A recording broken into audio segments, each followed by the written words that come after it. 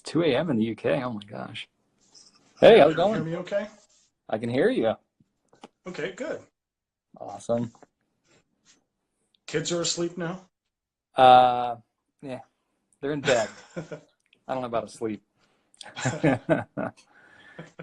So for those of you who are, I literally just joined a second ago because I was still kind of wrangling the kids and talking to Rachel and stuff. But for those of you that don't know, this is David Parker here of FigbootOnPens. I'm Brian Goulet of Goulet Pens, and we decided to do a joint broadcast together a couple weeks ago, I think. And I've been Yeah, traveling a something lot. like that. Yeah, my schedule's been kind of ridiculous. So thank you for being so flexible with me and meeting me here at 9 o'clock at night.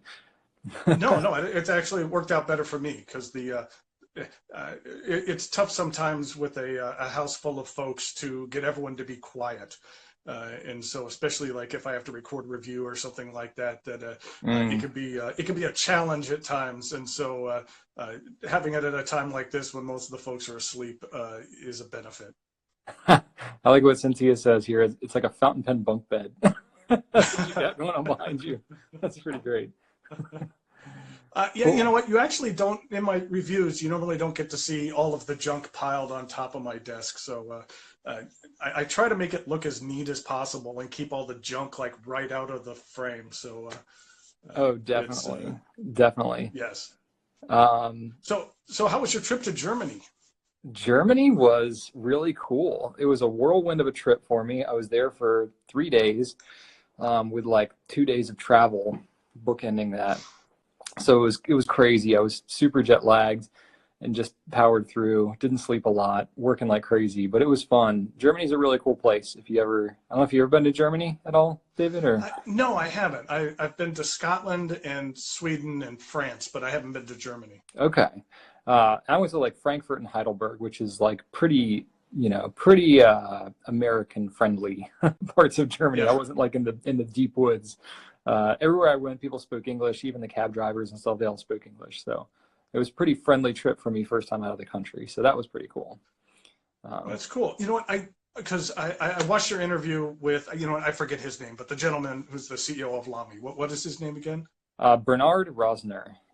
Okay. And I thought it was fascinating how he just laid out a whole bunch of things that I don't think that I was aware of, and most people are. And there was some things I thought were really interesting is when he talked about the culture of German fountain or the culture of the German market compared to the American market, and how like in the Mhm. German market you have all of the kids that are in essence forced to use fountain pens when they grow up, and then they Yep. kind of revolt against it once they get older, as opposed to the US market where it's just the opposite, where they use normal pen or fountain pen or not fountain pens when they grow up when they're young, and then when they get older it's something they have to convert to. So I thought that was just interesting how there was an For opposite sure. of markets. For sure. And it's interesting talking to like, because I mean, you obviously know fountain pens better than most. But it's the kind of thing like the more you get to know the manufacturers and distributors and stuff and like understand the culture, you realize like how much kind of the upbringing and the culture and just the mindset that they have really plays into the type of products they develop. And that's just something that's kind of been fascinating as I've gotten deeper into this, to see how it all plays out. Because I think when I first got into fountain pens, I thought everybody just produces pens. Like, it's whatever they make, whatever sells, sure. But so much of it I'm Yeah. finding like has to like it's almost philosophical and ideological in terms of what it is they want to develop, and they put a lot of themselves into it, and you can tell when they do that. Oh, I thought it was amazing also that they don't employ any designers. And that once I thought about that after a while, I thought it actually made sense because it's not like Lamy is coming out with a new pen every single year or Right. something along those lines. So if you had a designer, he'd be twiddling his thumbs most of the time. And when they decide that they want something, they go out and find the best designer they can who Hmm. then create that. And it made business sense. But as soon as he said it, I was like, wait a second, what, you don't employ any designers? But I just thought that was interesting. It is definitely interesting, and I'm going to have another interview coming out, with, well, I guess technically he's the head designer. So but he's got no design background. So his name is Marco Achenbach, and his interview is going to be really interesting much poorer quality. I did a terrible job actually recording that interview, which you know how hard it is to like go on location and scrap together some kind of setup. Yeah. But his interview will be forthcoming, and he talks even more in depth about that, which I think you'll probably find fascinating if you found that topic to be interesting. Now, something else that he touched on, and if you can't answer this, then that's fine. But Yeah. when he talked about the 10 brand new inks that were going to be coming out in the next year or so. Now, my first question was that, are these going to be 10 brand new colors, or are they going to be some of the limited edition colors that were very popular that are coming back, or is that something that you didn't even you can't talk about or don't know about? I wish I could say I knew more than I did. But unfortunately, they were pretty tight-lipped about what it was they're developing. I think they're pretty aware that they have a lot of copycats. They have a lot of, especially like Chinese companies that pretty much try to rip off everything that they do. So they keep a pretty tight seal on whatever it is that they're developing. So they didn't give me anything. I'm surprised that he's talked about, the 10 inks or whatever. But and I don't even know that like it's 10 for a number or anything, or timeline of when that might be. I don't know. You guys pretty much know as much as I do there. So that was kind of cool for him to talk about. But I did drill home. I was like, you need to bring dark lilac back as a regular color.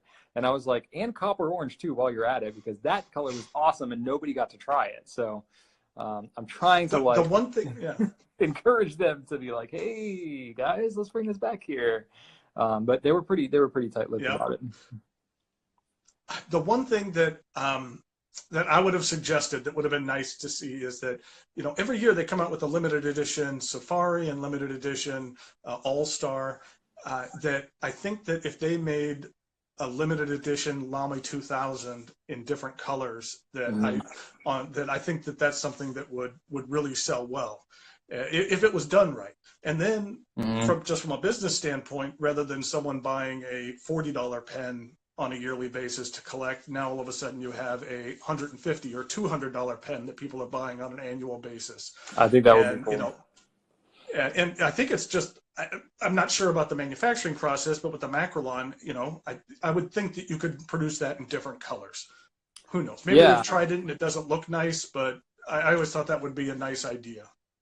They said they've tried it in other, especially brighter colors, and it doesn't work as well because it ends up looking streaky because of the stainless steel grip that you got there. When they sand that, it kind of rubs it across the whole pen. And with a darker color, it kind of hides that. But with a lighter color, it ends up looking just kind of smeared and gross. So they've tried it. So I still told them, I was like, hey, what about like a dark blue or a dark purple or something? Like, hey, let's try something here, So AE Knight 59 says, for the fun of it, do you guys ever get the viewers involved in the live broadcasts?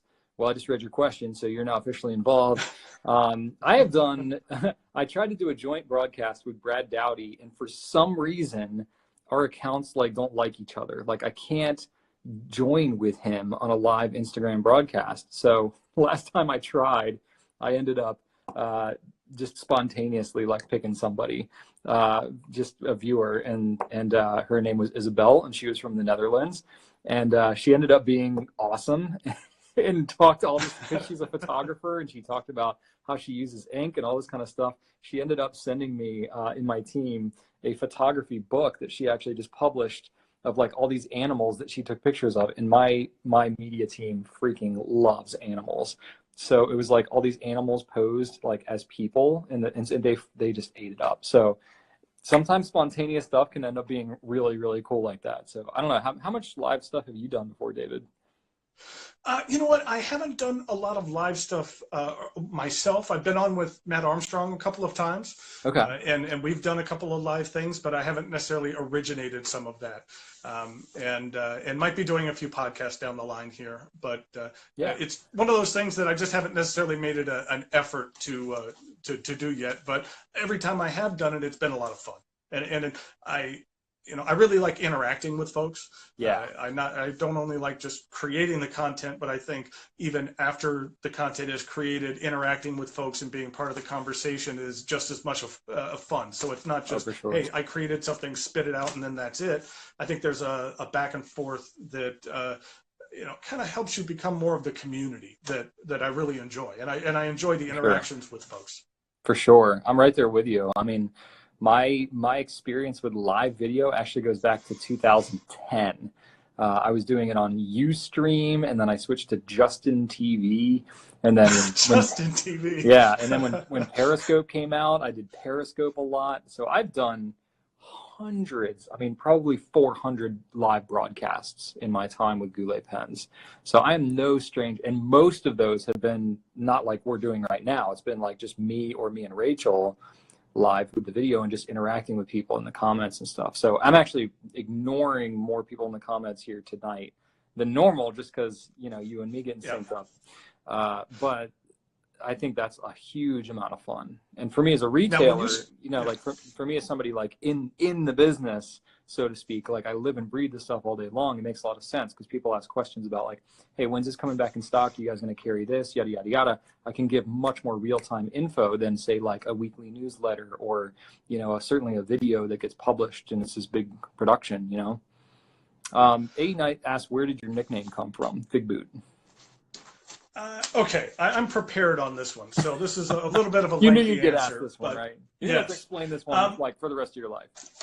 That's okay. That's okay. I don't mind the story, but I always like telling stories, and so there's definitely a story behind the moniker, and I think a lot of it has to do with I do play a lot of games and a lot of online gaming and things like that. And you're always having to come up with a name or some kind of moniker, and I came up with Figboot, and I'll tell you why. The reason is because there was a series of books that came out. And I will say that this series of books is probably very polarizing. Either you would read it and you're on the floor laughing and you think it's the funniest thing you've ever seen in your life, or you're like, what on earth is this? I don't get it. So I realize that it's not for everyone. There's a Canadian author and illustrator by the name of Graham Romeo, and he has 3 books. They're the autobiography of Bigfoot. They're the Bigfoot from his perspective. Okay. And the very first one is called In Me Own Words. So there's Bigfoot, and there's In Me Own Words. And there's one called I Not Dead. And then my favorite one is called Me Write Book. This is Bigfoot, and it's called Me Write Book. And in the book, there's different adventures he has, like there's a whole page about him and how he auditioned for Sesame Street, and things went wrong, and there was an accident on the set, and a green guy got paralyzed, and so he was going to sue Sesame Street, so they put him in a trash can and had to put him on the show, and that was Oscar the Grouch. That's the kind of comedy that's in these books. Nice. Okay, so where it gets to the nickname is there's a page here that is Bigfoot's online dating profile. And it's hard to see here, but in the very top corner, his username is Figboot_2001. So that's where I got my name from, is Bigfoot's online dating profile name. And I really liked the art that was in this book. And so I actually contacted the author, and I commissioned him to make a painting for me. I thought it would, be really cool to have a painting from an illustrator that I really liked. And so I contacted him, and we talked about it, and it was kind of funny because I had like this grandiose idea of what I was looking for, and he kind of came back and said, how about if I just do this? And I said, okay, fine. And I was very nervous because basically I commissioned a painting that I had no idea what it was going to be. Oh, wow. Okay. And it was like the most expensive piece of almost anything I'd ever bought before. And I have no idea what it is. Just full trust that something's going to work out. Yeah. And then he sent me a picture of it, and I love it. And it's my profile picture on my YouTube page. That's the painting that Graham made me, and it hangs in my office at work. So I see it every day. And I love it. It's basically a Bigfoot poking a beehive with a stick. That's what it is.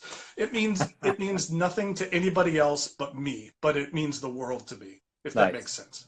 That's pretty awesome. That's my story of where Figboot came from. Nice. But you were talking about social media before, and I happened to notice and look it up that your #1 video is closing in on 1 million views. Yeah, that's right. And I don't think that any other fountain pen video, other than that one that just shows a flex nib, The that Namiki Falcon video, it's got like 4 yeah. million views on it. Yeah. But other than that, I don't think that there is another fountain pen oriented review or video or something like that that's closing in on 1 million views. Do you think that did you think that when you started that you would have a video that is almost going to get 1 million views? What would you have thought if someone told you that when you started? No, definitely not. Especially the ones that end up really taking off like that, or like some of the ones, well, there's a couple of them that I've spent a decent amount of time on, but some of them, like, I really didn't spend much time on at all. It's like, oh, I wish I'd known. I would have like spent a little more effort on certain areas, you know, but no, you just never know. You never know. But part of it's like, I mean, you've been putting out videos, you know how much time it takes. It's tremendous amount of involvement. Yeah. I've got like 1,300 videos or something. I don't even keep count anymore, but it's like, you just do your thing, you know, and you put out stuff that you think is going to be of value at the time. And, you know, now I think a little bit more about legacy because I've been doing it for 8 years, and I'm thinking about, okay, is this a video that I'm going to feel proud of 8 years from now? Like, I put that into it, but, you know, none of the stuff that I've ever put out, I've thought, oh yeah, this is going to be a big one. It's never been about that, and still isn't. Like, I look at Q&A videos now that are getting over 10,000 views, and I'm like, really? People just want to sit there and watch me babble about pens for an hour. Like, I'm honored by it, but no, I'm amazed that it could. But there's like videos of cats playing piano that have like 23 million views. So, you know, it's like I've always told people, you know, I understand the pool we're swimming in, you know, and that we're not going to get, you know, 50 million views or something like that. Right. But then, you understand, like you said, that sometimes it's the ones that you don't expect that end up getting the most views. Like, my most viewed is I did a thing on how to spot a Fate Mont Blanc. And it's almost funny how it seems like the most popular videos, I don't want to say skewed negative, but it's like the mistakes or or how not to get, you know, to buy a Fate Mont Blanc. It's clickbait. Yeah. And my second most watched that I thought about this for a very long time, and I really debated over doing it, was pens I regret buying. Because I've seen too many videos where people just sit down and just complain and bitch and moan, and I didn't want to do that, because I for the most part, I really I tend to stay very positive. And so I don't just like sitting there just bashing things just to bash things. And so what I did was I really thought about it, and I picked pens that I did regret purchasing, but then for each pen I had an alternative. So it's like, hey, first of all, making the caveat that I really think there's a difference between a bad pen and a bad pen for you.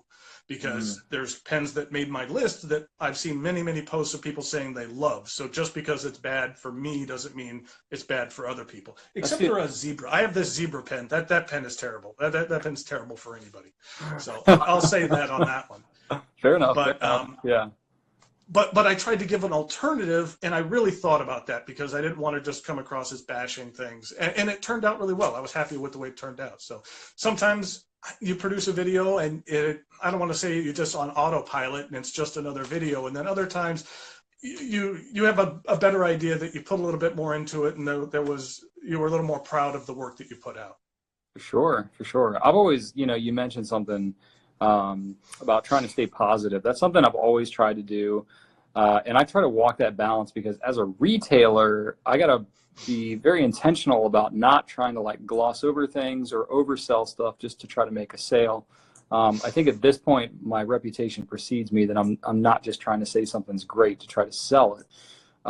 You know, but I'm right there with you that, like, just because I don't like a pen doesn't mean that somebody doesn't freaking love it and it's the best pen they've ever used. So I always try to like balance out heavily, hey, here's my opinion, but also like, here's why you might like this pen.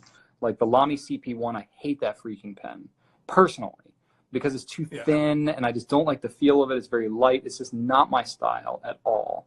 but it's like one of the more popular pens out there, and most of my team loves that pen. Like it's probably the #1 favorite pen for more of my team than almost any other pen. But I don't like the pen, and I've not been shy about that. I love Lamy, believe me, completely bought and sold on Lamy, but I got to be honest too. So it's like you got to balance that out, not complain, Yeah. but also not like try to like overdo it. And I know that's something you got as a reviewer, you got to walk that line constantly. Yeah, absolutely. Because you want to give feedback, because sometimes you'll watch a reviewer that is just everything's positive, everything's fantastic, everything's amazing, or you might find everything's terrible people, and that you want to have something that's in between, because you want to accentuate the positive, but then you don't want to gloss over the negatives. And well, and so on that, I'm gonna go a little deeper with you on that because, and sorry everybody on the comments, like you're asking some good questions, but we're driving a little bit here, so we might touch on some of these, but you know, I'm curious because I'm a retailer, so I'm essentially like self-funded basically, right? Like, but you're not selling pens. You know, and you and like folks like Stephen Brown and Matt Armstrong and Aziza and like all of the people who are dedicating so much time into doing your reviews, you know, for me, I'm always very interested of like, you know, just where does that come from? Like, first off, how do you like get into that and justify it? But then also like your motivations for doing it might be a little different. So not on you guys specifically, but I think a lot of YouTubers who are doing that and trying to monetize and get ads, they're going to put out really extreme views of things just to try to get more views because it gets more ads so they can actually make a living off it, because YouTubing is hard. It's a lot of work. yeah. But that's not really your focus. So I'm curious, like for everybody here who's kind of just wants a little deeper insight into you, like what is your motivation? Because you're spending hours and hours of your free time doing this stuff. So like what really what's your reward out of this? Well, I think at first, you know, the fountain pen bug really hit me. And that when I first started getting into the hobby, I actually looked back through my old purchases because I was kind of seeing what the timeline was. Because I purchased my very first pen back in 2011. I purchased this very All-Star, the silver All-Star. I had a friend from work that said he had an All-Star, and he said, "Hey, I think you might like it." And so he pointed me to one of your competitors, and because that was the only, I didn't even know anything about these sites or anything like that. It was a total foreign world to me. I was woefully uneducated when it came to everything, and we all start out that and so way. I bought that. That's Yeah, a pretty and solid first pen, though. That's a pretty solid first pen. Yeah. You know, and I used it for a little bit, and then we took a trip to Sweden and then Paris, and I was in a stationery store near the Louvre and bought another black All-Star. No, actually a black Safari, and then I was part of a Reddit exchange, and someone gave me a Parker Urban, the old one that was a little more curvy, and I had those 3 pens for like 4 years, and I was fine. Yeah. You know, I enjoyed using it. I liked doing something a little different. You know, everyone pulls out their ballpoint. You know, something a little different. The act of filling up the ink on the Urban was cool. I thought that was fine. I used the cartridges for the Lamies, and I had fun with it. And then there was a dangerous question that I thought to myself one day, is somehow in the back of my mind, I said, hey, if these pens are cool, what else is out there? And that's a real dangerous question, because then I started looking into it. And then I started looking into like top 10 lists and top 5 lists. And I devoured like every list I could find because I wanted to make the right purchase and go out and buy the right things. And so then I bought a couple of pens, and I think what really did it was I got a Lamy Diamond 580. And I just thought that was like the coolest pen in the world. And that really triggered it for me, because I was like, if this is that cool, then really what else is out there? And then I kind of went over the deep end. Yep. And I will say that one of my big regrets in my collecting is that I went from like 0 to 100 real quick. And I wish that I would have taken it a little bit slower to really enjoy that lower and mid-range pen. Yeah. because I have a lot that I purchased that I didn't necessarily spend enough time with before I moved on to other things. And so I kind of wish that I would have done it a little bit slower. Okay. But when it came to doing reviews, it came, I went to school right out of high school for film production and TV production, and I always was interested in that type of thing.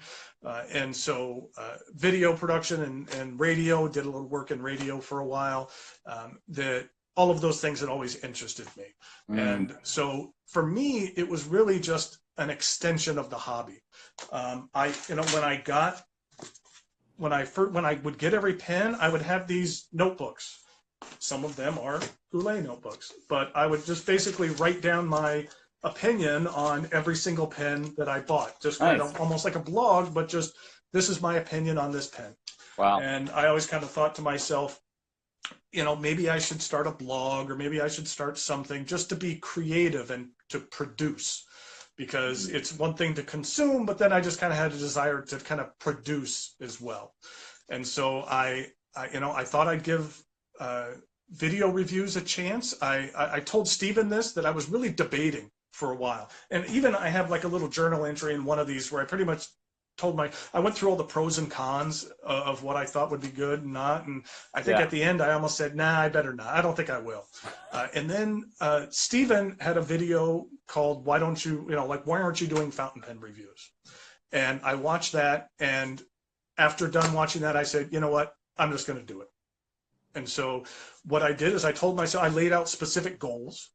And I told myself that I was going to, not care what people thought, not care about views, not care about any of those things. I've always had just like at work, I've always felt that if you do good work, then you will be rewarded, as opposed to maybe some employees that like expect to be rewarded or something like that, Or like game the system, politic your way ahead, that kind of thing. Yeah. So I feel that, if you do good work, you're going to be recognized. If you produce good work, if you make good reviews, people are going to find you. You don't need to promote yourself too much. If you are a fantastic reviewer, if there's enough people out there that really want and to devour that, then people are going to find you. People are going to tell about you, or tell other folks about you, and that you'll be able to grow if you do good work. So you don't need to necessarily over promote yourself. That's always been my opinion. Exactly. And then plus, it gives you a chance. Yeah, it gives you a chance when you're first starting out. Your videos are terrible. They look terrible, they sound terrible, everything you're doing wrong. And it gives you a chance to kind of work everything out while no one is watching. Because I remember like my first maybe 4 or 5 videos over the first month, I got a total of like 20 views over like my first month. Nice. But then I got a subscriber, and that first person that just said, yes, I like your videos, that felt fantastic. Yeah, that was cool. And so basically for me, it was an extension of the hobby. Sorry, the dog's starting to bark a bit out here. But yeah, it was an extension of the hobby, and I've really enjoyed it as well. And it's really helped me expand my social circle tremendously, to where I can honestly say now that I have friends around the world that I converse with on a regular basis. Okay. And that I really couldn't say that before. Oh, for sure. I'm with you. Real quick. So AE Knight, you commented about how the comments are covering David's face. So if you actually tap on the comments, it'll shrink down to just show 2 comments. So that'll help. Might cover up some of your blue shirt there, but here, let's go down a little bit. How about that? That'll help. That'll help. Yeah, if you just tap on this comment, I think, oh gosh, maybe, nope, no, it's got pinned comment, no, or maybe if you slide it down, I don't know. There is a way. Maybe tap like above the comments, I think, and it'll only show like a few lines. And it shows a lot more. So try that for any of you that you want to see more of his beautiful face. And I've really tried to be helpful and encouraging as well. Just like when I started off, folks like Stephen and yourself and Matt Armstrong were very supportive of me. That I try to be supportive of others as well. A couple of weeks ago, I actually put out a video that I really thought a lot about, and it was kind of in conjunction to Stephen's So You Want to Do Reviews. I was kind of saying, okay, you've decided you want to do reviews. What now? Well, how do I actually get started in doing it? And so it was more kind of about production and what to anticipate about putting yourself out there, and dealing with the positives and the negatives, and kind of, okay, I've decided to do reviews or make a blog, what now type of thing, because you Right. want to be as supportive as possible. Yeah, for sure. And it's cool that you're, it's like, I'm sure as you've learned, there's no like committee that decides like, oh, you're going to be a pen reviewer, or there's no like training or Yeah. school, or there's nothing you go through. You literally just like, I think I should do this. Let me friggin' figure it out, and it's like, that's exactly what I did. And I just never stopped. And 8 years later, here we are. Same thing. Same with Steven. Steven was in the exact same boat. He sent me a video of the Visconti traveling inkwell back in like 2011 or something like that, 2012 maybe. And I was like, dang, Steven, this video is really good. You should do more of these. And that was literally it. And it's like, there you go. He's just done, I think he's done even more videos than I have, honestly. The guy's a maniac, but in a good way. Cool. But yeah, I think I encourage anybody. if it's something you're interested in, then do it. Do it. It's what's the worst thing that could happen? The worst thing that happens is you put together some videos and you decide you don't like them and you don't post them. So what? What's happened? But if it's something you love and it's something you have fun with, then, because I think that's one of the keys, is having fun. And I still really have a lot of fun doing this. Good. And and if it wasn't fun, then I wouldn't do it. I spent this last summer, playing with Rubik's cubes all summer. Why? Because I thought it was fun. It would be something to do. And I have a bunch of very tolerant people in the house. When our bedroom was taken over by Rubik's cubes and this huge easel all summer long as I played with them. But it was just to do something fun. But and to do something different and creative. How do you deal with negative comments? You know what? There's a difference between someone who disagrees with you and then someone who is not adding something into the conversation. Right. And that it is perfectly allowed for someone to have a differing opinion than mine. And so I'm not going to, delete their comment or anything like that because they disagree with me. That's fine. I could be wrong and people could have varying opinions. I will say that I've been very fortunate, and I've had maybe like 5 or 6 comments to where I actually deleted them from YouTube because it was just someone just cursing me or just saying something totally inappropriate or just trolling. Fair enough. And so you've gotten a couple trolls before? There was one guy that came on one day and made like 3 comments in 3 different videos, and you're like, I'm not quite sure why you would do that. But that you can't take it personal, but it is one of those things to where you could have 1,000 positive comments and then that one negative one comes up, and that's the one that kind of like sticks in your jaw, and that gets under your skin. And sometimes you just have to have a little bit of thick skin and realize that if you are putting yourself out there, that not everyone is going to like you. Not everyone is going to like what you do. Not everyone is going to agree with you. But you just need to try to do the best you can and then communicate well with folks. Yeah. I always try to attack it with empathy. It's like if somebody's leaving a comment, especially if it's very out of context and it's very harsh and kind of you must have something exciting going on over there. You know what? There was a car alarm outside, and so the dog. If anyone walks past the street, then she doesn't like when anyone walks past the house. So I think the car alarm is done. AE Knight here is trying to pick a fight, saying your bookshelf's ugly and my shirt's ugly. I think my shirt's pretty awesome. So if you don't like this shirt, that's on you. I'm digging. I have my Studio Ghibli shirt on today. Nice. So shout out to Miyazaki. My whole thing is like, if somebody's going to post a negative comment online, especially if it's like really harsh and out of context, I either think like they just are immature and don't know better, or like they're having a really hard day and this maybe something in their life really sucks. And I'm like, so I always attack it with empathy, and I'm just like, I try and hear them out. And I'm kind of like you though. I get so little of that. I think part of it is I don't ever really engage. Like I don't get pissed off. It's probably been 4 or 5 years since I've gotten any comment that has even given me a twinge of discomfort, just because I've kind of heard it all at this point. And, the ones that I think that are hardest are when somebody says something and there's like an element of truth to it that you're kind of like, yeah, Yeah. I didn't really know what I was saying there, and somebody called me out. Dang it, I should have researched that a little better. I should have. And then I just fess up, and I'm like, you're right. Like, I had a comment last week's Q&A. I answered the question. It was a lighthearted question about like, if you could like matrix style download something into your brain, some skill, what would it be? And then I answered, I would like, very genuinely, I was like, well, I have a call to like leadership, and I would download like leadership skills and abilities and like wisdom into my brain. And then somebody like came at me, and it wasn't like attacking me, but it was like, if you're going to get that, you need to get humility along with it and all this kind of stuff. And I was like, that's pretty deep, right? And I was like, I didn't quite go there, but I was like, humility is something that's really important to me. So it caught me for a second, and I was like, should I have like addressed that in the thing? And I was like, well, no, they just kind of like took it a little step further and kind of went and did their thing.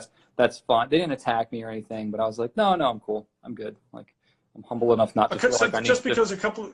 I don't feel like I need to because a defend couple. my own humility. That kind of serves the purpose. Just because a couple people were asking that the dog is named Ginny, named after Ginny Weasley from the Harry Potter books, so Ginny, and she is what's called a double doodle.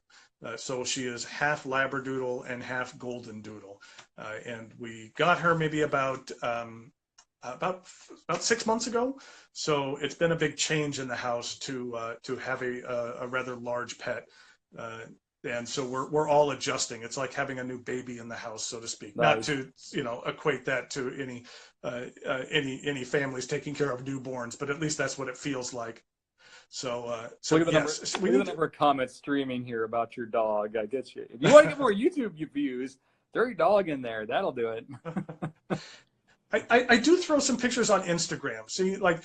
Yeah. This hobby has really kind of forced me to kind of get out of my shell. It's a strange thing because I'm very talkative, but yet I'm not necessarily super social, if that makes sense. Sure. And so this forces me to get out there.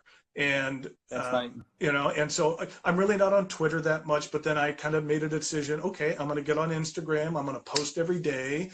And it's just like making an effort and getting out there. And then after a while, you enjoy it. And I enjoy the interactions. And that, there's a certain satisfaction. You're kind of saying, like, what do you get out of this? I mean, no one is getting rich doing fountain pen reviews. That there is a small amount of revenue. By no means is it, I'm not quitting my day job at all. Right. But it's nice just to get a tiny bit. But then it's just nice to put something out and get a positive reaction. Whether that's putting a review out and getting a positive reaction, or posting something, because, it's like when you post a review, at first you're like, okay, I'd like to get 10 views on this video, but when you could post something on Instagram and you get over like 100 views or 100 likes or something like that, that at least you feel like you're at least trying to make a contribution, and there is some satisfaction there. So, while the rewards aren't monetary, that it's nice to at least make a contribution and feel like you're making a difference. Exactly. It's not all about the money, and that's definitely the case for pretty much everybody in the fountain pen world. What is your day job? We got in a couple of questions about that. What pays your bills? I am a data business analyst, or a business data analyst for a company that's just outside the Fortune 500. So I spend most of my days slaving over hot spreadsheets. And, I'm kind of the guy at work that everyone goes to when they don't know the answer to anything. It is like, no one knows the answer, so go to David.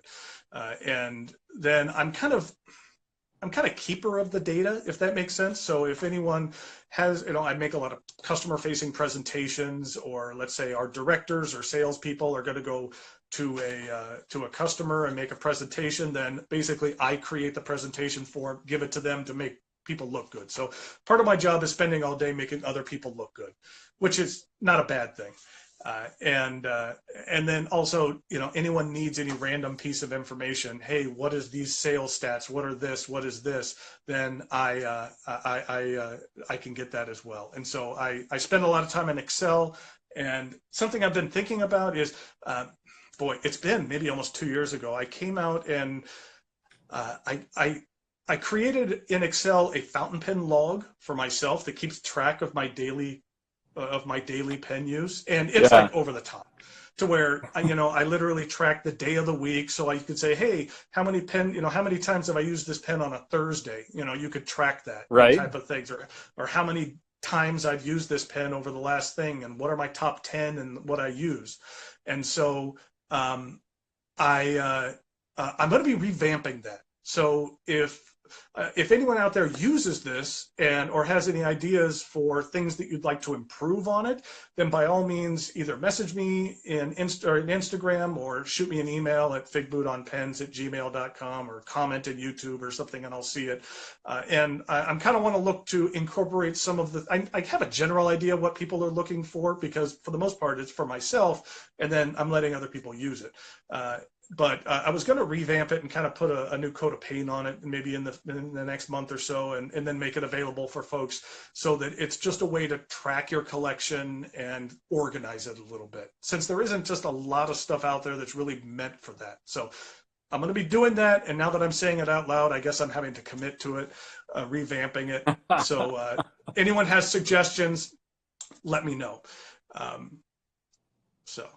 You know what? One question I saw is that, where do you draw the line between your public and private life? And that I will say, I think you share a little bit more of your private life than I do, and that's kind of very intentional.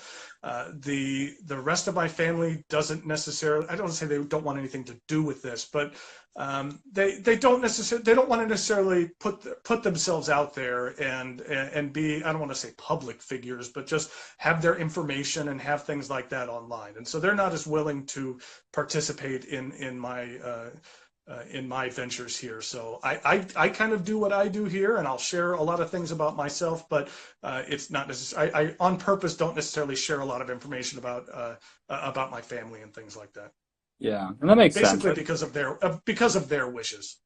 Yeah, and that makes sense. I think everybody's got to find their own balance. I think for me, it's been interesting because, Rachel and I have been involved in the business together, and just we do everything together. So I think it would have been difficult for us not to have her involved to some degree. She has been less involved in videos and stuff recently, just because she's had more going on. She's had some personal stuff she's working through. She's got stress at work, and just our kids are more demanding. And it's just, we kind of decided at this life stage we would just involve her just a little bit less, because that is just less stress on her. And she's like you, she does a lot of Excel stuff, and she's the go-to person at Goulet pens that knows everything. And there's definitely like a heavy layer of introversion there that goes on. And so the heavy social interaction stuff and shooting videos and stuff, it takes a little more out of her than it does with me. Whereas me, I just kind of ramble on, and it just kind of flows out of me, and it doesn't really take a lot out to make these videos happen. So for me, it's no big deal. But for her, it takes a little more out. But as far as my rest of my family, my kids and stuff, that's been something that's evolved. When they were babies, sure, I'd show the babies because they're cute and they're babies, and that's cool. But I've been showing them less and less recently, just because it's just, they don't really have anything to do with pens at this point, and they got other stuff going on. And it's been interesting, as I've had my personal Instagram account, which I show a lot of pen things, but it's also a lot of my own just kind of stuff I have going on, which is 90%, because that's most of my life. But it's my life and my kids and a couple of other random hobbies when I have time. But I've been Rachel has her personal Instagram account, which she keeps private, and she has a very select handful of family members and stuff. But she largely just doesn't have anybody in the pen community in there, because it's just for us and our family. And then me, it's a lot more out there in public and all that. So I'm kind of an extension of Goulet pens, but me. It's more me, and I don't deal with anybody else in the company with the content that I post. I just kind of do whatever the heck I can when I can. But yeah, I understand. That is something I'm constantly balancing back and forth. Is my family is involved. It's a family business. It's the Goulet pen company, but at the same time, I want to respect my kids are at an age where, they don't really necessarily understand or have a choice necessarily if I share a lot of stuff about them. So I Yeah. want to be careful. I know my intentions are good. I'm not going to like exploit them, but even still, it's, just I'm erring on the side of giving them the option of privacy, because I think later on they're not going to have the option of privacy. So it's like, it's like as we go along, we're not getting less privacy in the world as big data and all these things are going on. So I figured I'd try and give that to them when I can, and I'm very comfortable putting myself I put myself out there like 90%. Yeah. I'm a fairly open book, and I'm cool doing that, but it does come at a cost. You know, Yeah.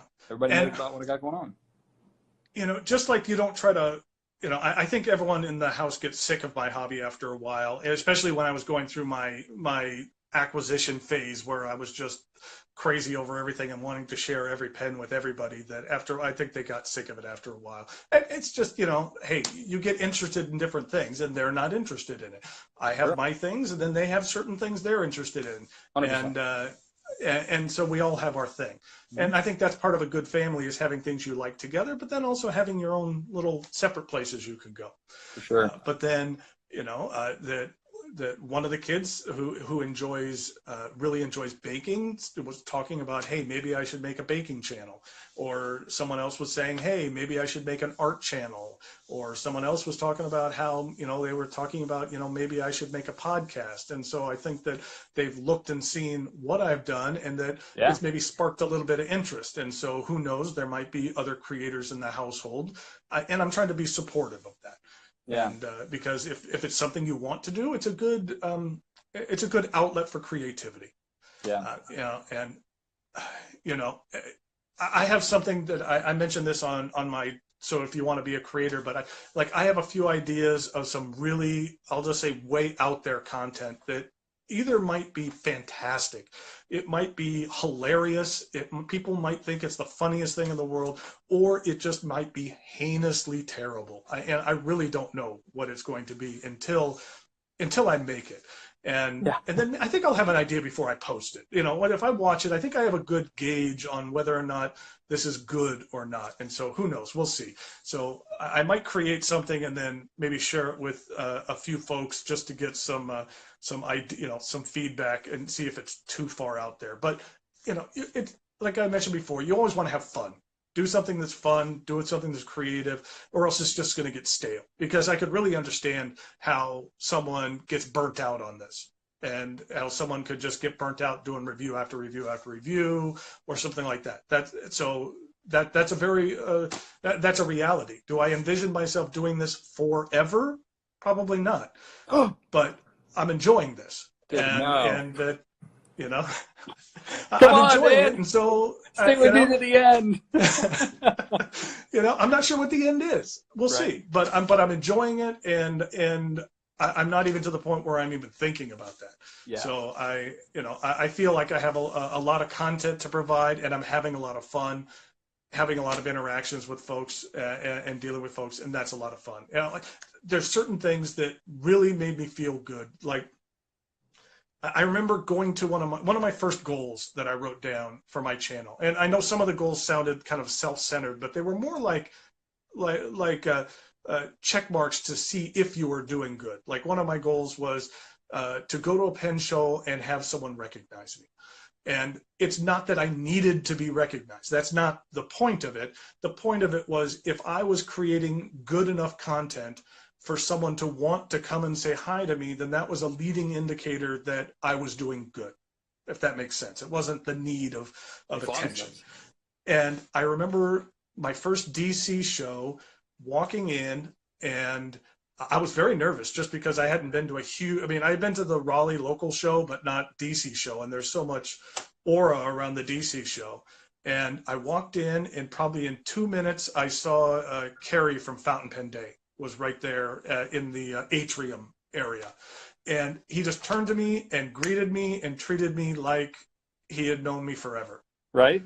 And that one of these days I need to thank him again, because I don't think he realized how good that made me feel. That's that cool. Someone just treated me like they knew me forever and I was a long lost friend.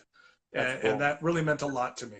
Well, and if you know Carrie, one day, too, I guess one like, day I'll thank him. So Carrie is 100% right in there too. And actually, I was going to bring up Carrie because he is case. You talk about like you don't know where it's going to end up. So Carrie was kind of in the same boat as you, was an enthusiast, started doing it, was active on Fountain Pen Network and all these other things, did the pen show thing just as an enthusiast. And then the idea of Fountain Pen Day came about. He really just latched onto that idea, and he was the champion for Fountain Pen Day. That's why he's behind the brand. He single-handedly, like, it kind of came on as excitement in the Fountain Pen Network and all that, and everybody kind of jumped on board. But he like anything that's year after year with momentum like that, it takes a champion to make sure that it carries on, and he really did that. And now it's got some momentum behind it, but he really was the guy. But he worked for, I think it was A&P Groceries or something like that, for like 30 years. And it just so happened like he had the opportunity. He was doing the Fountain Pen Day thing, which he was basically completely self-funding. But he had the opportunity to start working at Kenro, which is a pen distributor in the United States for Aurora and Monograppa. And he works there now. So like he makes a living, it's like, and I think about, Dan Smith, doing nib tuning stuff. Like you never know. And even the Andersons, I think they started out just like trading pens on eBay and whatnot.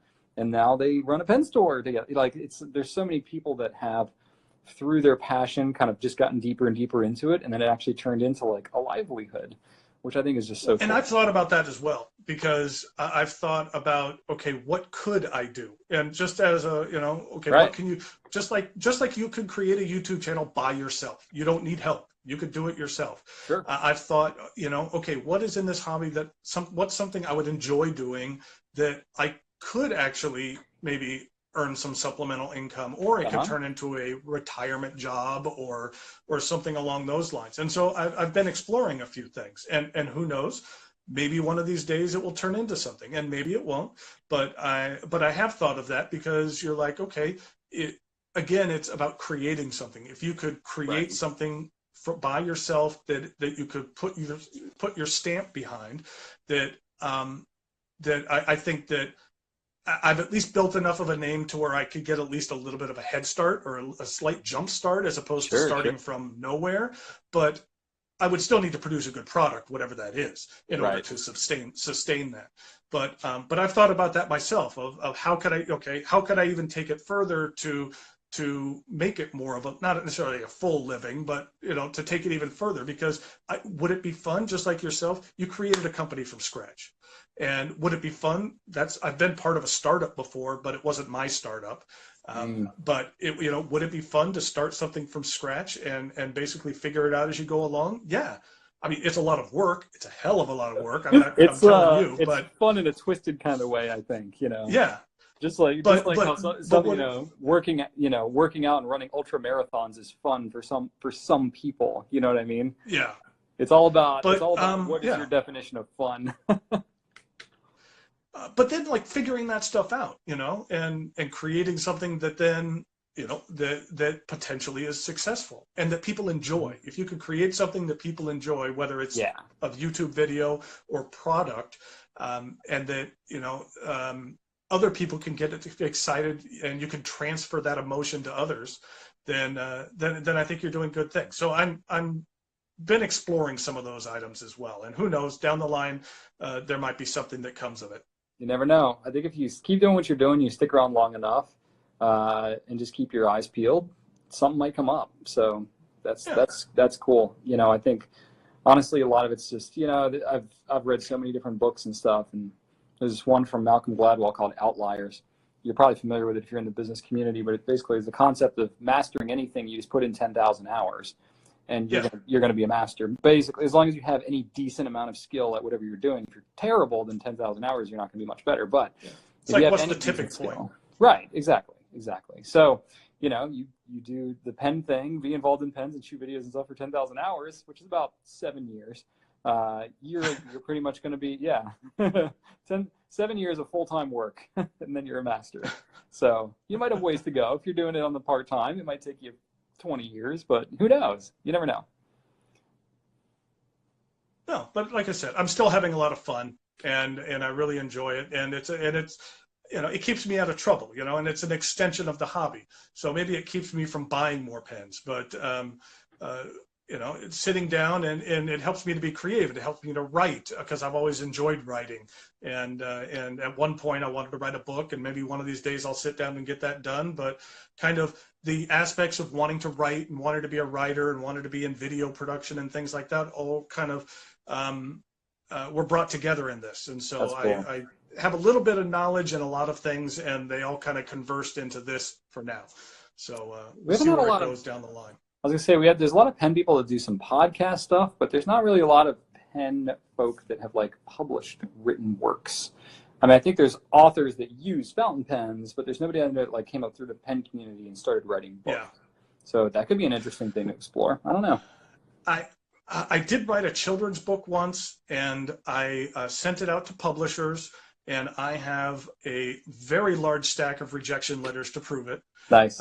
But that's how it works. I mean, that when you send it out, that you are going to get 99 rejection letters, and they're in a box somewhere in the attic or so. I kept them all, and nice. That you're just going to get rejection after rejection after rejection until you get someone that says yes. Right. And that's just what you can't dwell over each rejection. You just got to keep moving on until you find that yes. Just like I interviewed Neil deGrasse Tyson last year, and that was a lot of fun. And I've been working to try to interview some other folks that I think the pen community would really enjoy, and that I've gotten some very polite declines from some very famous people, or their people, so to speak. Right. But okay, and I understand that going on a YouTube channel to talk about fountain pens isn't going to be for everybody. But you got to ask, you got to shoot high, And one that I thought was interesting, I'm not going to basically say everyone who said no, but I thought this one was interesting just because I had heard that the Supreme Court Justice David Souter used fountain pens, and so I was like, okay, I'll write him a letter. What's the worst? If he says yes, then hey, I'm going to interview a Supreme Court judge. If not, no big deal. And I knew that he lived in a small town it was either New Hampshire or Vermont. I can't remember what it is, but I just knew he lived in a small town and did not have an address. And so I literally I knew he didn't have an email address, so I hand wrote a letter and mailed it to his name at that city, and wondered if it would get to him.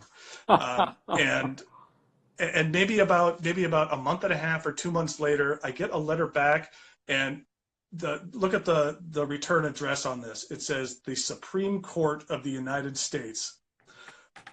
Nice. And you were officially rejected.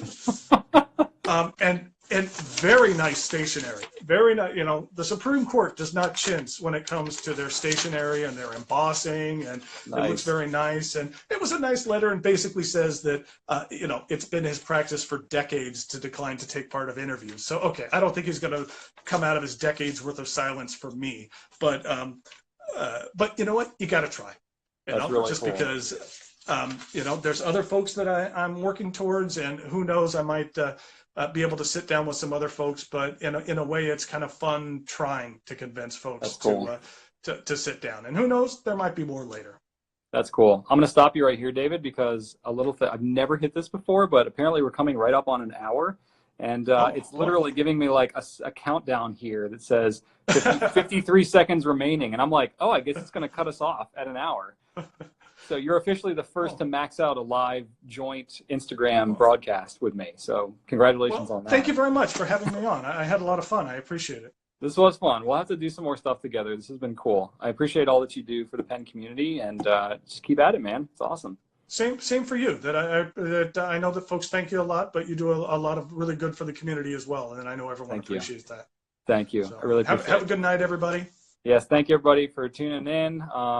You can watch us for the next 24 hours or so. And David, I'll see you around the internet. Sounds good. We'll talk to you later. All right. Bye, everybody.